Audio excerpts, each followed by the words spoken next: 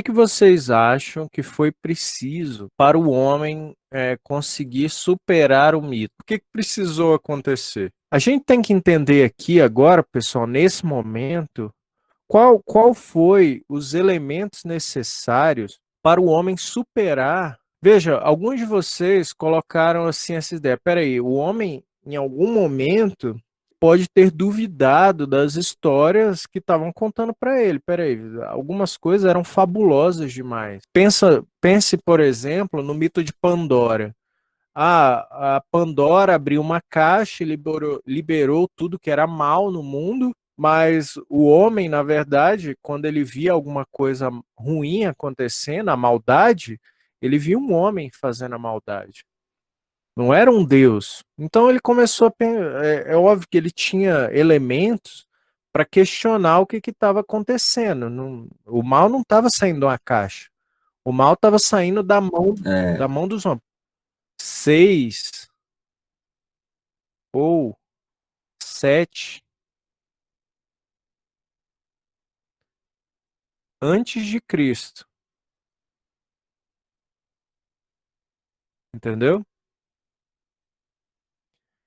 Digamos, o cristianismo em si, ele vai nascer, óbvio, no ano zero, né? Ou propriamente, algumas pessoas colocam, né, no ano 33, que seria o da morte, né, o ano da crucificação em si. O que a gente tinha aqui como religião monoteísta, antes do cristianismo, né, era o judaísmo. Era uma das poucas religiões monoteístas que a gente tinha, era o judaísmo. O cristianismo é derivado do judaísmo, né? No sentido de que só existe uma entidade divina de fato. Os judeus são bem estritos em relação a isso. Por isso que eles não reconhecem Jesus como se fosse um Messias. Não reconheceram na época da morte de Deus e não reconhecem hoje também. É. Então, só para explicar, o que a gente está falando de superação do mito é essa passagem aqui, né? O período anterior a isso aqui é o período que a gente chama do mito. E a partir desse momento aqui seria o período filosófico. Essa aqui é o ponto que a gente está discutindo, como que o homem superou isso. É óbvio que depois o cristianismo ficou muito forte, né? E daí, digamos, 2000 anos depois, ou digamos, uns 1800, 1700 anos depois, a gente passou a questionar essas verdades cristãs também. Também. Mas você tem razão. Uma coisa é o desafio de implementar o primeiro pensamento racional possível, que é o pensamento filosófico. E depois, o trabalho da ciência, no caso, foi superar a dominação da religião cristã na explicação das coisas. Veja, aqui a gente nem tinha, antes disso, né? A gente nem tinha o que a gente pode chamar de competição. Era tudo mito. Mas aqui, digamos, no que a gente pode chamar da era cristã, né? A gente tinha filosofia e tudo mais. O que acontecia é que a dominação da igreja era tão forte que não dava espaço para um pensamento racional, que você chamou de científico. Esse período aqui é o período que a gente está se concentrando agora. Só para deixar claro, o que você falou não está errado, mas é que a gente está se concentrando nessa virada aqui. Para o homem, para ele começar a se questionar sobre essas coisas, outras, a gente precisava de um certo contexto. Eu quero que vocês imaginem aqui agora, imaginem vocês aqui comigo o seguinte caso: um homem, vocês estão vendo ele aqui, ele é motorista de Uber. Vocês sabem o que é um motorista de Uber, não? Esse sujeito, ele acorda 10 horas da manhã, que é tarde para algumas pessoas. Aí ele entra no carro dele, ele vai trabalhar até às 5 horas da manhã. Porque se for menos que isso, ele não consegue fazer dinheiro suficiente. Então ele trabalha até as 5 horas da manhã. Quando chega esses 5 horas, ele chega em casa, óbvio, ele está muito cansado. Quando dá as 10 horas, tem que estar em pé de novo. Mas imaginem que quando ele chega em casa às 5 horas da manhã, descobre um outro país está invadindo aquele país, o país dele. Pode ser o Brasil, se vocês quiserem imaginar. Digamos, o país, vamos colocar o Brasil aqui. Outro país está invadindo o Brasil e vai tomar a casa dele e talvez ainda leve a família dele embora. Mas, mesmo se essa invasão de fato não acontecer e ele continuar com a família, o dinheiro que ele está fazendo de Uber, trabalhando como Uber, não vai garantir, vai conseguir comprar a comida do dia. Na verdade, o dinheiro é muito apertado e talvez ele não consiga pagar a comida que a família dele tem que comer. Vocês acham que nesse contexto, esse rapaz aqui, ele teria condições de pensar em coisas como quem criou o universo? Muito difícil. Ele não ia conseguir. Essa situação aqui era a situação de muitas cidades na Grécia Antiga por muito tempo. Isso, Otton, a opção de você não acreditar em algo era uma opção difícil também. A filosofia criou a doutrina dos ateus. Hoje em dia, o filósofo não é tão ateu quanto o cientista, né? Mas quem criou o ateísmo foi o filósofo, foi o primeiro a questionar a existência de Deus. Mas veja que esse homem aqui, ele não tem a opção de acreditar, aliás, de questionar coisas como quem criou o universo. Se isso em algum momento passar pela cabeça dele, ele vai aceitar a primeira explicação que surgir. Digamos, se alguém passasse para dizer para ele que foi Zeus ou Deus que criou, era a primeira coisa que ele escutar, então era a primeira coisa que ele iria acreditar. Porque ele não tem tempo para pensar sobre essas coisas. Essa situação, deixa eu desenhar aqui para você. Essa situação aqui desse rapaz que eu pintei para vocês, essa parte do mundo, naquela época que era formado por pequenas cidades. Qual era o nome dessas cidades? Tem um nome específico. Mas a gente chamava essas cidades de cidades-estados. Se vocês não. Cidades-estados não existia essa noção que a gente conhece hoje, né? Ainda, não existia ainda essa noção de império ou de país, nação, o núcleo da vida de uma pessoa. Isso, a Tamires falou exatamente. Troia era por aqui, em torno dessa península aqui, né? Tinha aqui, por exemplo, Creta, que é famoso no mito de Creta, do touro de Creta. O núcleo da vida de uma pessoa, o núcleo político também, internacional inclusive, era em torno da cidade, né?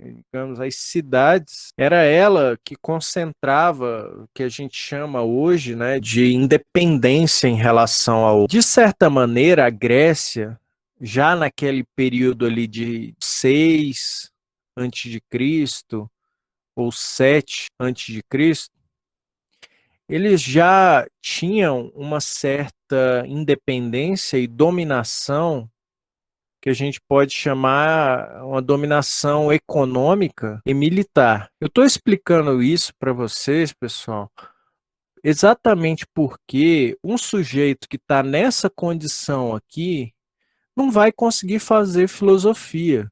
Então a gente tem que entender o que aconteceu na Grécia para eles, para eles terem sido os primeiros antes da Terra a questionarem o mito e tentarem por eles mesmos, assim, pela sua própria vontade, pela própria cabeça, a explicar a realidade que estava em volta. A gente acha que isso é bobagem, mas esse passo foi um passo importantíssimo. Foi qualquer coisa. Algumas coisas favoreceram uma cidadezinha nesse que fica mais ou menos nesse local aqui. Vocês me perdoem se é muito mal feito o meu mapa, mas a cidade de Atenas liderou esse movimento com algumas características. Por que que Atenas cresceu de uma maneira diferente das outras cidades? A gente sabe que uma cidade que era muito famosa ainda hoje, Esparta, Esparta é famosa pelo quê? Tem um filme, o God of War também é baseado pelo que Esparta é famosa. Então, quando o combate era em terra, vou colocar umas lanças aqui. Os gregos, em geral, eles batalhavam no que a gente chama de falange, né? Que era um escudo, um muro feito de escudos, né? As lanças apontadas e eles caminhavam tudo juntinho, sabe? Mas ninguém era melhor que isso do que os espartanos, que tinham um estilo de vida voltado para a guerra. Então eles pegavam o pessoal de outras cidades, estados, e davam um pau neles, inclusive nos atenienses, né? Isso fez com que os atenienses, coitados, que moravam aqui na zona rural, digamos, de Atenas, né? Todos fugissem para dentro da cidade. Então a vida dentro da cidade ateniense cresceu. Cidade, gente, não era algo grande como a gente conhece hoje. Uma cidade que fosse do tamanho de Arinos, por exemplo, vai até as 10, a gente já está terminando. Uma cidade que era, por exemplo, do tamanho de Arinos, era considerada uma cidade grande. Então, o pessoal aqui que vivia em volta de Atenas, tudo correu para dentro da cidade. Mas por quê? Porque a cidade era fortificada, tinha um muro, e a marinha de Atenas era altamente superior a qualquer marinha do mundo. Os atenienses eram muito bons em construção naval. Essa marinha, ela garantiu a primeira coisa, essa segurança militar. Os espartanos não conseguiriam invadir a cidade de Atenas. E, claro, a marinha possibilitou novas viagens para os espartanos, que, aliás, para os atenienses, que começaram a viajar de barco para vários lugares do mundo. Inclusive invadiram a Itália, para mostrar para vocês que a dominação da marinha ateniense, da marinha grega, no fim das contas, possibilitou o povo grego a conhecer novas culturas, a conhecer o mar. O mar era, a gente achava, as pessoas, aliás, até pouco tempo, achavam que o mar era dominado por criaturas marinhas e monstros mitológicos. E quando o homem ateniense começou a navegar, ele começou a ver, peraí, algumas coisas que esses mitos estavam falando não eram verdades. O Kraken é um exemplo. Exatamente. Exatamente. Começou a ver que certas coisas não eram verdades. Então, a gente pode anotar aqui que a Grécia, claro, gente, marinha, a gente hoje acha um negócio muito. Mas naquela época, você ter uma marinha forte era como você ter hoje aviões, é, viajar para a Lua, era algo assim, tecnologia pura. Você poder navegar no mar era algo especial, era pouca gente que poderia fazer, poucos países tinham a tecnologia para hoje. Do mesmo jeito que hoje, poucos países têm a tecnologia para lançar satélite, para lançar foguete espacial, são poucos países, era algo assim, especial. Então a gente pode colocar aqui a Marinha como uma das características fortes para a dominação, para o crescimento do pensamento grego, pelo menos para a liberdade do povo grego, né? Então a segunda coisa foi a invenção do calendário e da moeda. O grego foi um dos primeiros povos a fazer uso, não foi o que propriamente inventou as coisas, mas foi um dos primeiros a fazer uso do calendário. Óbvio que isso aqui trouxe, primeiro, um prosperidade, de modo que, diferente desse motorista do Uber, o ateniense ele já não tinha que ficar se preocupando tanto em comprar comida. Por quê? Porque o seu país ele estava próspero, tinha comida para todo mundo, tinha dinheiro para todo mundo. Eu falei aqui rapidamente, né, sobre como o ateniense, em especial, começou a viver na cidade. Então existe essa concentração de vida na cidade. Atenas teve um reforço da vida da cidade, mas é óbvio que como essas cidades viviam aqui na porrada, todas as outras cidades também reforçaram seu estilo de vida na cidade. Entende? Todas elas. Então começou a crescer essa, digamos, o homem em contato com outro homem. É praticamente, pessoal, um reforço na noção de vida em sociedade. Isso aí é óbvio, é importante, porque se vocês assistiram a primeira aula, vocês vão lembrar qual é um dos aspectos que eu coloquei como mais importante da filosofia. E esse debate só pode acontecer, eu até respondi já. Um aspecto importante da filosofia é o debate. Então você precisa estar em contato com outras pessoas para fazer filosofia. Em especial era essa filosofia na Grécia Antiga. Assim, claro, a Grécia, gente, passou a fazer uso da escrita. Alguém sabe aqui qual é a função da escrita? A escrita, em primeiro lugar, é um substituto da memória. O homem não precisaria da escrita se ele tivesse a memória perfeita. Mas outra coisa que vocês falaram, né, é uma maneira de falar, aqui entre aspas, sem estar presente. Isso leva, assim, digamos, algumas pessoas a. Exatamente, vocês todos acertaram, viu? Esse falar sem estar presente favorece o pensamento abstrato, que é uma coisa que o filósofo adora fazer. Pensar sobre coisas que não estão ali na frente dele. O filósofo pensa muito nisso. E é óbvio, você precisa do pensamento abstrato para poder explicar as coisas que o mito explica. Se você for pensar na origem do universo e você não tiver capacidade de fazer um pensamento abstrato, você nunca vai superar o mito. Então a escrita ajudou o homem nisso. Uma das coisas, óbvio, né? Essa marinha e o aumento da dominação, vamos colocar aqui, aumento do poder militar grego, dominação de outros povos. Isso, pessoal, duas coisas que isso aqui trouxe. Primeiro, aumentou dinheiro, o grego, em especial o ateniense, ficou mais rico, e se aumentou o dinheiro, aumentou outra coisa, aumentou escravos. Isso aqui é uma espécie de história que os filósofos gostam de esconder.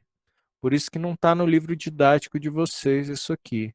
Então eu quero que vocês prestem atenção nisso. Em Atenas, mais ou menos no ano 500 a.C., AC 5 a.C., século 5, estimavam que a cidade de Atenas tinha 30 mil habitantes, 30 mil cidadãos, 30 mil. Mas desses 30, para esses 30 mil cidadãos, né, que eram, digamos, atenienses de fato, existiam 100 mil escravos. Esses escravos, eles faziam o trabalho pesado, arrumar casa, cozinhar, trabalhar na terra, enquanto esses 30 mil atenienses, sabe o que eles faziam? Então eles tinham, digamos, tempo livre e prosperidade suficiente para não fazer nada. Como o ateniense em especial, né, e o grego depois seguiu o mesmo caminho, não tinha muita coisa para fazer, ele passou a refletir em outras coisas, ficava na rua, ele ficava fazendo o quê? Debatendo. Esse pessoal, a escravidão, no fim das contas, só uma coisa aqui, escravidão na época dos gregos não tinha nada a ver com cor da pele, viu? Isso aqui é uma coisa que muita gente acha que, mas não tinha nada a ver com cor da pele. Isso daí foi uma imposição moderna, né? Uma dominação, uma imposição muito ligado ao colonialismo e a maneira como a igreja, o Império Europeu fez na África, mas na época dos gregos, qualquer pessoa que era dominado na guerra virava escravo. Isso era uma coisa comum, entendeu? Não tinha nada a ver com cor da pele. Nada. Eles ficavam o dia todo debatendo sobre os problemas da cidade. Isso, pessoal, essa questão da escravidão fez o sustentou pela primeira vez uma espécie de regime. Escuta aqui, pessoal, uma espécie de regime em que todos participam. Qual o nome desse regime? Democracia? Exatamente. Surgiu pela primeira vez na história da humanidade o que a gente chama hoje de democracia. Isso é uma coisa que pouca gente fala, mas a democracia só era possível em Atenas porque tinha escravos. Só era possível porque tinha escravos. Aí você vai me perguntar, vai me questionar, mas professor, hoje a gente tem democracia e não tem escravos, não é isso? Essa democracia hoje é meio doida, né? É muito bom assim, não. Exatamente, mas a democracia que o grego criou não era essa democracia que a gente tem hoje, porque a democracia do grego, vamos colocar aqui, a democracia do grego era direta. Isso quer dizer o quê? Quer dizer que se o grego, escutem isso, pessoal. O Vinícius falou um negócio que eu concordo, mas eu não quero entrar nesse problema agora. O grego, se por exemplo, o ateniense decidisse entrar em guerra com Esparta, ele não ia botar um deputado para ir lá decidir. Ele mesmo ia na praça, tudo era decidido na praça. E daí eles iam debater, ou seja, eles iam subir no palanque, cada um ia dizer a sua opinião. Aí eles iam falar: não, mas é melhor entrar em guerra com Esparta, porque daí a gente vai ter mais prosperidade econômica, a gente está precisando de escravo, está precisando de dinheiro. Aí outra pessoa: não, mas os espartanos são muito fortes, eles vão destruir a gente. E daí eles iam abrir para votação. E o próprio cidadão ateniense ia levantar a mão e daí iam fazer a contagem de voto. Então, quando era para decidir alguma coisa, era o ateniense mesmo que decidia, não mandava ninguém. Enquanto hoje, a gente pode colocar, a democracia é indireta, né? Você tem que eleger, digamos, deputados, você tem que eleger presidente, você tem que eleger prefeito, que supostamente deveriam expressar a sua voz, ser a sua voz, entendeu? Por quê? Porque as pessoas hoje não têm tempo de ficar indo para a praça decidir. A gente elege os nossos empregados para fazer isso para a gente. A grande questão é que esses empregados aqui não parecem nada empregados da gente, né? Eles, na verdade, fazem o que é melhor para eles. Mas isso é outra história. A democracia na Grécia, pelo menos em Atenas, a gente sabia que era direto. Não tinha intermediários. É óbvio que só uma sociedade que fazia o trabalho pesado para eles poderiam permitir. Então veja que a democracia ela permitiu, primeiro, um estabelecimento, guardem isso, estabelecimento do debate. Aqui sim tinha debate. Era um espaço em que o rapisodo, vocês lembram o que é um rapisodo? O contador do mito, contador de mitos, ou um contador de histórias. O Rapisodo Era não um era. mentiroso. Eu falei, quem assistiu a aula sabe que o mito, na época, quando ele era contado, o mito não era mentira, o mito era verdade. Mas pela primeira vez na Ô, democracia, professor, tem que assistir essas aulas, viu? O Rapisodo, que era o contador de mitos, ele não era mais o dono da verdade, a gente pode dizer. Porque no debate democrático, você tinha que convencer as pessoas. Então, o mito já não era suficiente. Veja que a democracia ateniense, apesar dela não ser, digamos, a criadora da filosofia, ela nasceu, digamos, no mesmo contexto em que a filosofia, né, que era uma espécie de contexto social em que as pessoas tinham tempo para fazer filosofia, ou como vocês não faziam nada da vida, como vocês mesmos disseram, foi o aspecto que propiciou essa relativização da autoridade do Rapsodo e o estabelecimento do debate, que eu falei que é uma das características mais importantes da filosofia, uma das quatro. A gente já está terminando, viu, pessoal? Esse debate e essa relativização da, da autoridade do Rapsodo fez surgir, é claro, a verdade.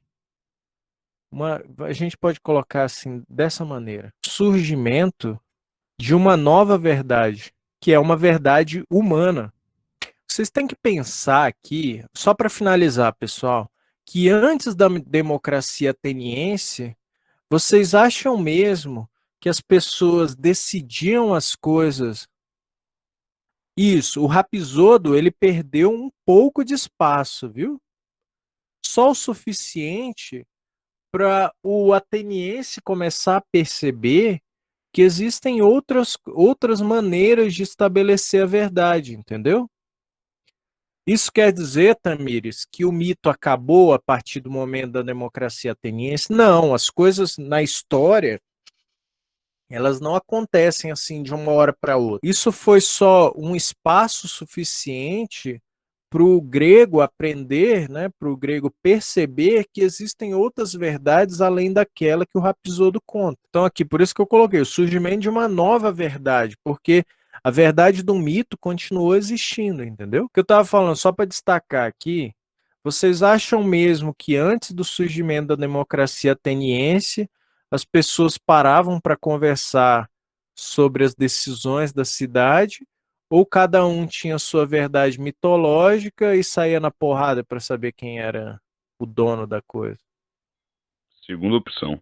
Exatamente, claro que era, porque, veja, se o espartano era muito ligado ao deus da guerra, por exemplo, né? Esparta, o deus da guerra, e Atenas, como o nome mesmo já diz, era Sabedoria. ligada. exatamente, deusa da sabedoria, eles confrontavam a mensagem divina de uma cidade contra a outra.